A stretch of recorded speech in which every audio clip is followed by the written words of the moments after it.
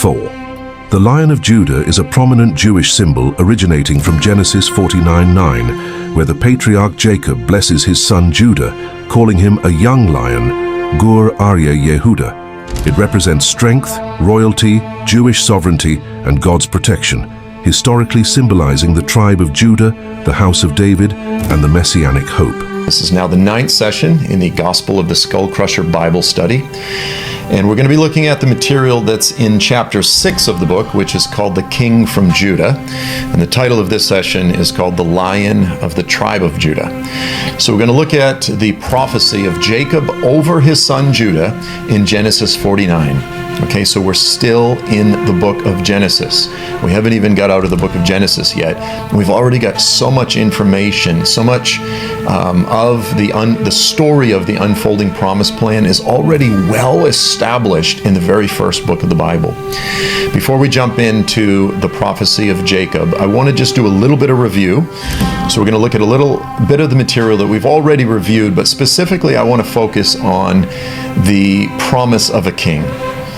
Okay, so we're looking at how much information, what did the righteous know and understand, what were they expecting based on what God had already promised up until this point.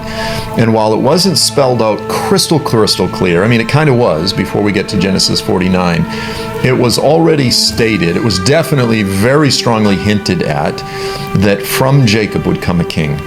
So the first hint of that is in Genesis 17, verses 5 through 6. So this is where the Lord he's reiterating the Abrahamic covenant, but this is where he changes Abram's name to Abraham. And he says, "No longer shall your name be called Abram, but your name shall be called Abraham. For I will make you the father of a multitude of nations.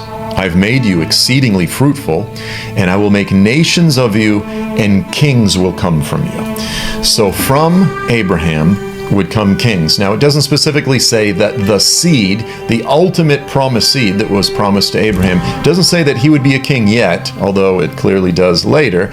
But we already have the hint, if you will, that a king is coming from the line of Abraham. And then here in Genesis 22, verses 16 through 18, it starts taking a little bit more form. The Lord says, "By myself I have sworn, declares the Lord.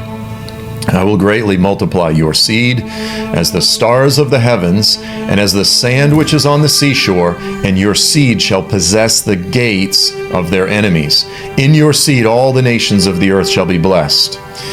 Okay, so again to Abraham, the Lord says, because you obeyed me with this whole issue with Isaac to sacrifice him, he says, because you've obeyed me, all the nations of the earth will be blessed through you. And then he says, your seed. Now this is talking about the ultimate seed. Yes, it's his plural seeds, but again, the ultimate seed, which is the Messiah. And he says he will possess the gates of his enemies. An example that I gave in one of the previous sessions is if you just say Washington, you are referring to the government of the United States. You're referring to a part, but you're referring to the entire United States. If you say, well, Beijing did this, you're referring to the government of China, or you're referring to all of China. Washington did this, Beijing did that.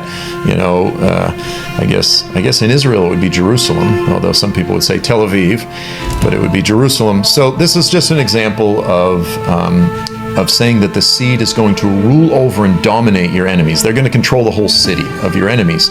So it doesn't spell this right out, but there's the implication that you have a ruler, a military ruler.